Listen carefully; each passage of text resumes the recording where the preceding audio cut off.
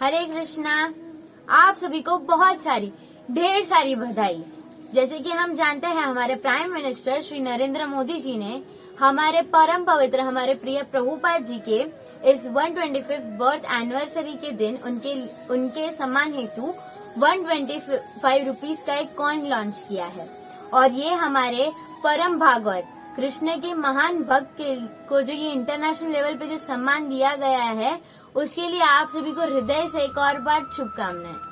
और प्रभुपाद जी ने भी अपने शास्त्रों में बताया है, जैसे भगवत गीता और भागवतम में, कि मंदिरों में तो हजारों लाखों भक्त जाते हैं और उन्होंने इन भक्तों को भी 3 कैटेगरी दी है, जैसे उत्तम भक्त, मध्यम भक्त और कनिष्ठ भक्त। उत्तम भक्त वो भक्त होते हैं जिन्हें केवल कृष्ण को पाने की इच्छा होती है, उन्हें भौतिक चीजों से कोई आसक्ति नहीं होती।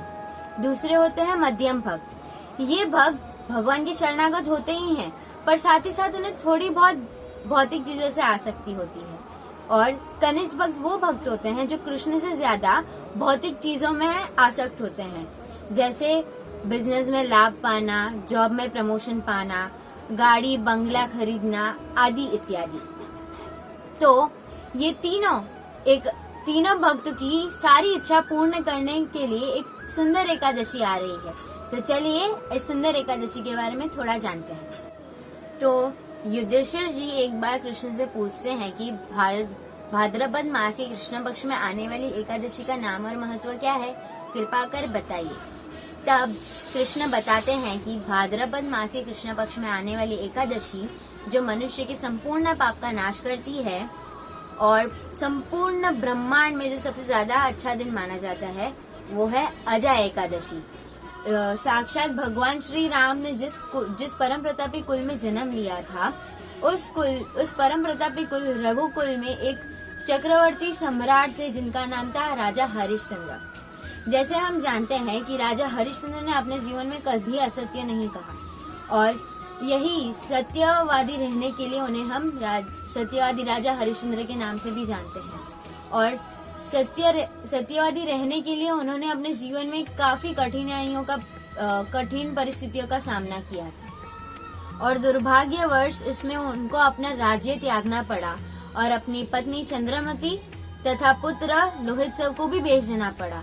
यहाँ तक कि जीवन निर्वाह करने के लिए उन्हें चंडाल का दासत्व तक स्वीकार करना पड़ा।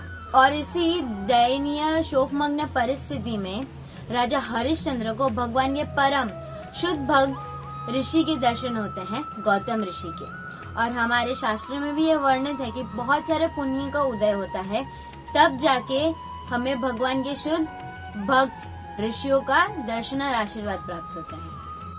जब गौतम ऋषि ने राजा हरिश्चंद्र की सारी जीवन कथा सुनी तो वह बहुत ही दुखी हुए और उन्होंने उनकी इस करुणामय परिस्थिति से उन्हें उभारने के लिए बताया कि एक एकादशी आ रही है, अजय एकादशी। यदि वो इस एकादशी का पालन करते हैं, अन्न ग्रहण नहीं करते हैं, सुबह ब्रह्म मुहूर्त में उठकर भगवान ऋषि की पूजा अर्चना करते हैं, भगवान का नाम लेते हैं, तो अवश्य ही उनका दुर्भाग्य सौभाग्य में परिवर्तित होगा।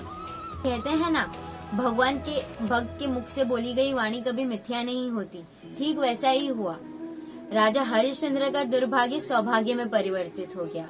उन्हें उनका मरा पुत्र वापस जीवित मिल गया, उनकी पत्नी भी उन्हें मिल गई और उनका चक्रवर्ती साम्राज्य भी उन्हें प्राप्त हो गया और इसी तरह उनके सत्य की जीत हुई। तो देखा आपने किसे राजा हरिश्चंद्र का दुर्भाग्य सौभाग्य में परिवर्तित हो गया। और हम सब ने आजकल लोगों को बोलते हुए सुना है कि मेरे तो भाग्य ही फूट गए, मेरा भाग्य ही खराब है। तो उन सभी भक्तों से बहुत ही ज्यादा निवेदन है कि कृपा करके इस एकादशी का पालन कीजिए, जिससे उनका दुर्भाग्य सौभाग्य में परिवर्तित हो जाए। तो ये एकादशी आ रही है 3 सितंबर को फ्राइडे को और उसका पारायण टाइम है उसके नेक्स्ट दिन सैटरडे को, जो है 6:24 AM से लेकर 8:27 AM तक। और आप सभी भक्तों से निवेदन है कि इस एकादशी का पालन कीजिए श्रद्धा भक्ति प्रसन्नता के साथ। धन्यवाद। हरे कृष्णा।